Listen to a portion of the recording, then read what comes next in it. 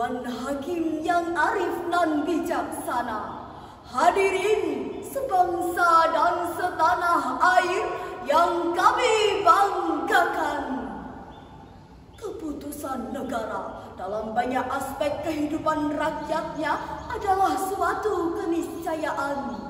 Negaralah yang bertanggung jawab atas terjaganya hak dan terpenuhinya kewajiban warganya. Wujudnya negara dikaitkan tugas dan fungsinya masuk kaidah fikhiyah. Ma la yatimul wajibu illa bihi fahuwa wajib. Suatu perkara yang hal wajib tidak bisa sempurna kecuali dengan perkara itu. Maka perkara itu hukumnya juga wajib.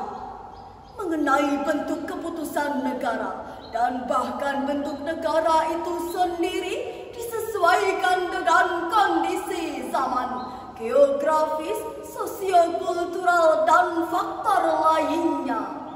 Hal terkait dengan negara dan keputusannya kita kenal dengan istilah politik.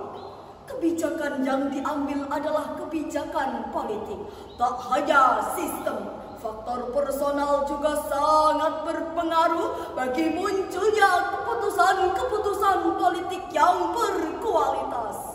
Sebagus apapun sistem, ketika personal politik terdiri dari politikus-politikus musuh, maka kerusakanlah yang bakal muncul dan kesengsaraan yang akan dirasakan.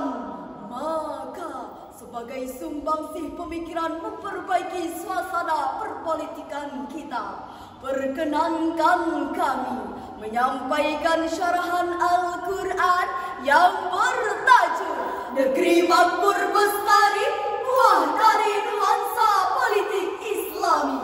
Sebagaimana firman Allah dalam Al-Quran surah An-Nisa ayat 58 yang berbunyi,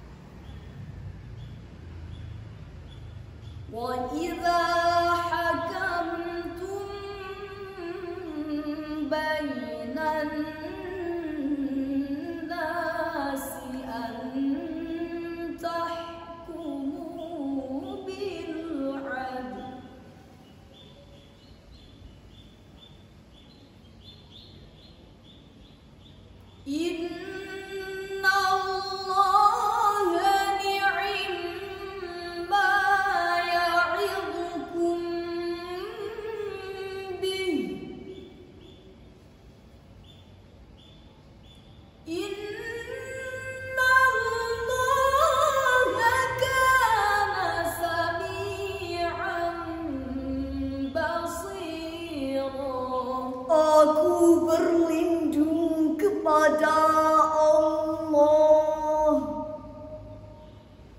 dari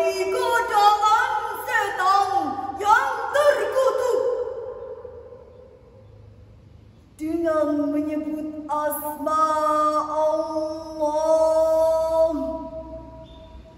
yang Maha Pengasih lagi Maha Penyayang. Sesungguhnya Allah menyuruhmu menyampaikan amanat kepada yang berhak menerimanya. Dan apabila kamu menetapkan hukum di antara manusia, maka tetapkanlah dengan adil. Sesungguhnya Allah memberi pengajaran yang sebaik-baiknya kepadamu. Sungguh Allah Maha mendengar lagi Maha melihat. Hadirin rahimakumullah, Imam Ibnu Katsir mengomentari ayat ini. Amanat tersebut antara lain yang menyangkut hak-hak Allah Subhanahu wa Ta'ala atas hamba-hambanya, seperti sholat, zakat, puasa, kifarat, semua jenis nazar dan lain sebagainya yang semisal dipercayakan kepada seseorang dan tiada seorang hamba pun yang melihatnya. Juga termasuk pula hak-hak yang menyangkut hamba-hamba Allah, sebagian dari mereka atas sebagian yang lain. Padahal sungguh hadirin, kesejahteraan dan kemaslahatan umat adalah tanggung jawab yang diemban oleh pemegang amanat, seperti pejabat dan politisi, dan kelak akan dimintai pertanggungjawaban dari kepemimpinannya. Sesuai sabda Rasulullah sallallahu alaihi wasallam, kullukum ra'in wa kullukum mas'ulun an ra'iyatihi. Setiap kalian adalah pemimpin dan setiap pemimpin akan dimintai pertanggungjawaban dari kepemimpinannya. Hadirin, kita tidak menganut sistem monarki absolut. Kita juga tidak di bawah dominasi militer. Indonesia adalah negara demokrasi, yakni pemerintahannya dari rakyat, oleh rakyat dan untuk rakyat. Lalu ketika sistem sudah sedemikian bagusnya, sedangkan kemakmuran dan keadilan masih jauh dari harapan, lantas di manakah letak permasalahannya? Hadirin, faktor personal nampaknya menjadi biang bagi problem politik yang kita hadapi, regional, nasional, dan internasional. Era Khalifah Abu Bakar As-Siddiq dan Umar bin Khattab, meski sistem politik masih sederhana dan masih bisa disebut masa perintisan, tetapi karena kualitas personal dari keduanya luar biasa, hasil-hasil yang dicapai juga luar biasa. Islam bisa berkembang dengan cepatnya dan masyarakat Muslim bisa merasakan fungsi pemerintahan sebagaimana seharusnya. Sebaliknya, demokrasi yang menyertakan partisipasi rakyat dan dianggap sebagai sistem ideal bagi sistem politik masyarakat modern justru belum bisa menunjukkan sosok atau kelompok yang membanggakan, yang bisa dijadikan role model perilaku bagi politik lainnya. Dalam penyelenggaraan pemilu 2024, dugaan kecurangan tak bisa kita pandang sebelah mata, mulai dari merubah aturan konstitusi demi kepentingan pribadi, ketidaknetralan pemerintah dan aparatur negara, hingga praktik politik berkedok bantuan sosial.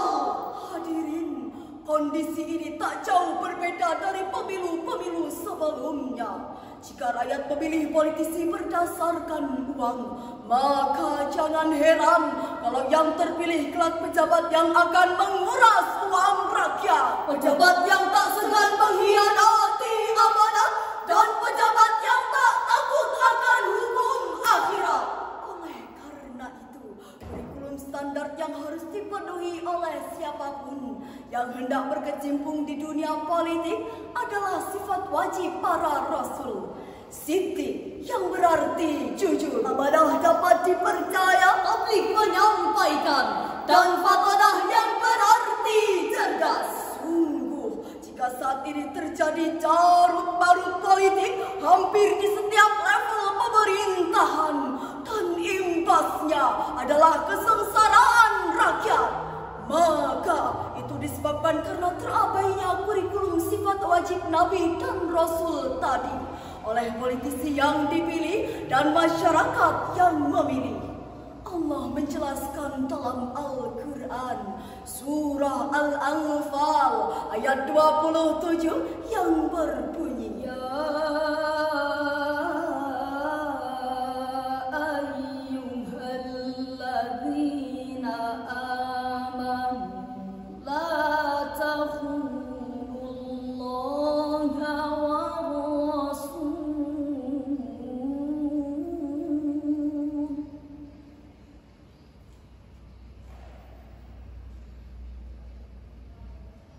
La takhunullaha war-rasul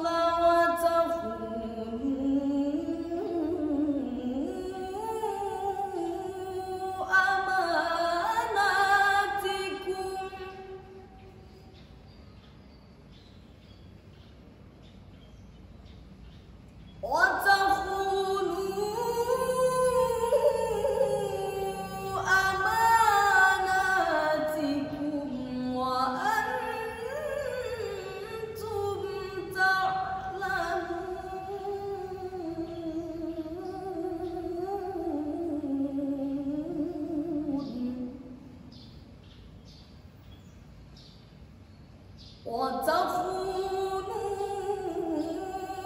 amanatikum wa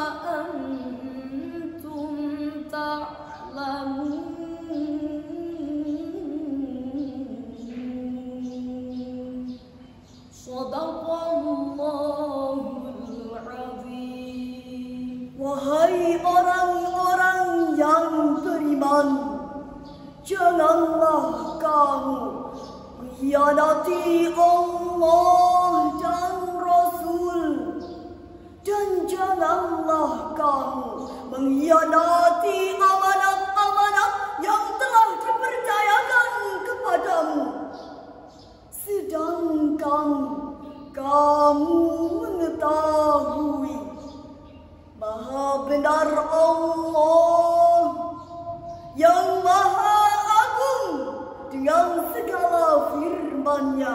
Untuk itu hadirin, tawaran solusi yang kami munculkan guna mencapai negeri makmur bestari adalah jauhi money politik dan semacamnya. Pilih politisi yang kredibel dan bermoral, politisi dan pejabat membekali diri dengan nilai agama yang kuat, dan hukum para politisi dan pejabat yang berkhianat. Dari syarahan tadi dapat kami ambil mutiara kesimpulan.